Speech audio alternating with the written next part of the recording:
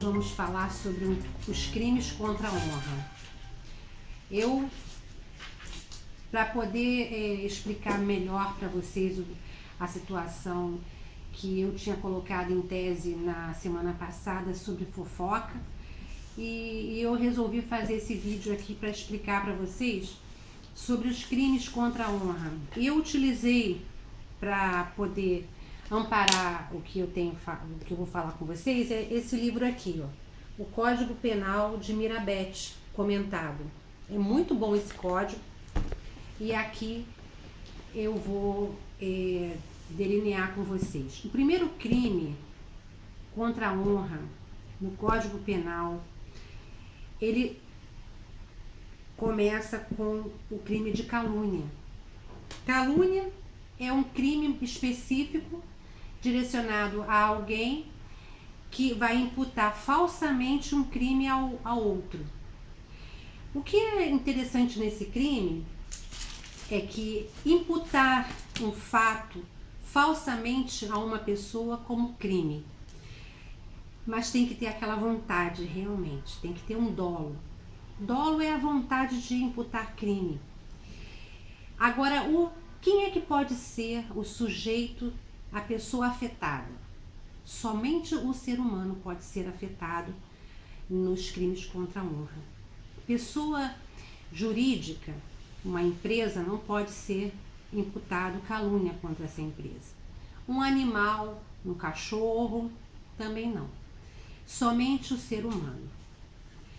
E eu vou aqui dizer coisas interessantíssimas, até porque eu acho que eu já deveria ter falado isso antes, mas eu vou começar assim, ó.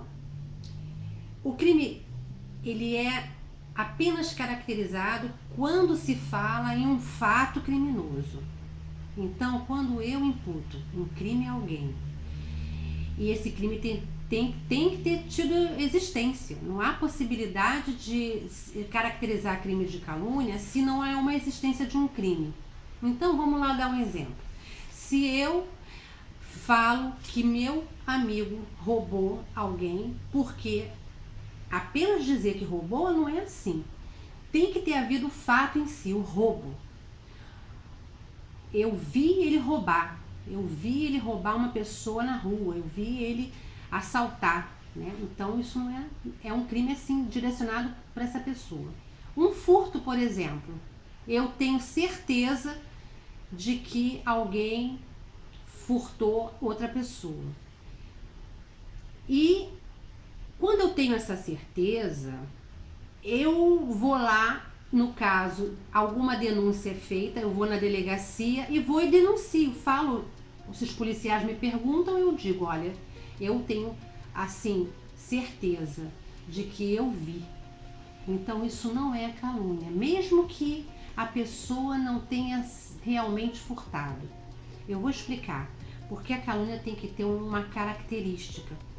A vontade de você imputar um fato, um crime falsamente. Então, você tem que estar falseando aquilo. Se você tem uma certeza de que aquela pessoa cometeu aquele crime, é porque você viu alguma coisa relacionada àquilo e você teve essa certeza. Aí o que vai acontecer? Vai começar a virar uma coisa muito interessante, que é uma característica do crime. Que crime tem que ser caracterizado como vontade de denunciar alguém dolosamente, falsamente. Uma coisa que eu queria colocar também, que é assim, um exemplo que eu queria dar é assim, quando a gente tem uma certeza, uma suspeita também, a gente, de que aquela pessoa roubou, ou de que aquela pessoa matou, e a gente fala que aquilo foi um fato de verdade em relação àquela pessoa, essa certeza, ela é considerada pelo tribunal, como pela lei, como uma coisa de boa fé. A pessoa tem uma verdade dentro dela, ela viu aquilo. Mas quando você caracteriza, quando você inventa uma mentira, dizendo que aquela pessoa cometeu um crime, isso é característica de vontade de denunciar falsamente. Então você é diferente, é uma tênue, existe uma diferença desse crime. Dentro desse crime existe essa tênue diferença, né? E uma coisa interessante que eu quero também falar com vocês, que no parágrafo 1º e no 2º da lei, do artigo 138, que é o crime de calúnia, admite-se também calúnia contra a pessoa morta. Pois é. Se a pessoa está morta, mesmo morta, se alguém atribuir a ela falsamente que ela tenha cometido um crime, ela pode ser representada por seus parentes ou amigo ou algum ascendente próximo ou ascendente, pessoas acima do pai, mãe, tio, avô. Essas pessoas podem representar ela para representar ela em relação a esse crime que dizem que ela cometeu e aí buscar justiça. O que acontece? Uma coisa interessante também que eu queria dizer a vocês, que para caracterizar esse crime é importante você ter vontade e também tem que ter consciência de que o que você está falando é uma invencionice. Então, o que eu estava falando? Eu estava dizendo a respeito dessa vontade, da consciência de atingir a honra da pessoa. É um dolo assim específico, né?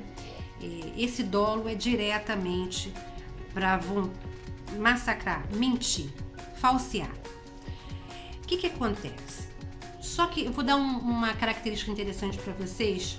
Acontece muito isso entre as pessoas quando estão discutindo, aquela gritaria, uma briga, e de repente uma xinga a outra, você é ladrão, e você é um traficante, você é imputa a essa pessoa na hora da exaltação que ela tem alguma característica criminosa, né? E isso não é crime de calúnia, tá? Imputar, dizer no momento de uma exaltação, de uma briga, de uma discussão, não caracteriza o crime de calúnia. Caracteriza outro crime. Calúnia não, tá? Então, o que vai acontecer? Para terminar, eu queria falar uma coisa importante a respeito do testemunho e a respeito de você ir à delegacia para prestar depoimento. Muitas vezes acontece de você ir à delegacia e ter que prestar um depoimento a respeito de um determinado crime que você viu. Isso também não caracteriza crime de calúnia, tá? Mas, enfim, se você for com ânimos falso, imputar crime falsamente a uma pessoa, e se for percebido essa tênue falsa, provavelmente sim, venha caracterizar a calúnia. Mas no momento de você prestar um depoimento, como eu tinha falado anteriormente, você levaram coisas da sua casa, roubaram, furtaram e você vai lá e diz algumas coisas, algumas pessoas que podem ter sido essas pessoas que te furtou, né? Então não caracteriza crime de calúnia. Para se caracterizar o crime de calúnia, a lesão tem que ser a honra da pessoa e o conceito que goza do meio social. Então essa lesão tem que expandir para além da pessoa, além daquela pessoa que a pessoa vai caluniar. Então, o meio social tem que saber que aquela pessoa foi caluniada, né? Isso também é uma consumação do crime, né?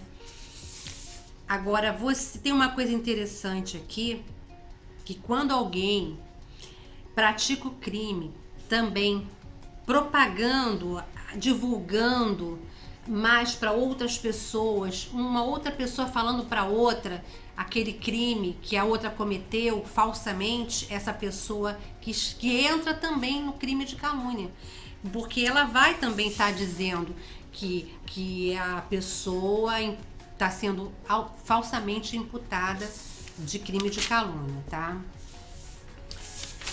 Existe uma distinção entre calúnia e difamação que eu vou falar no próximo vídeo, que aí a gente vai conseguir terminar os crimes contra a honra e explicando para vocês, assim, com as dúvidas vocês podem colocar embaixo que eu vou responder, tá?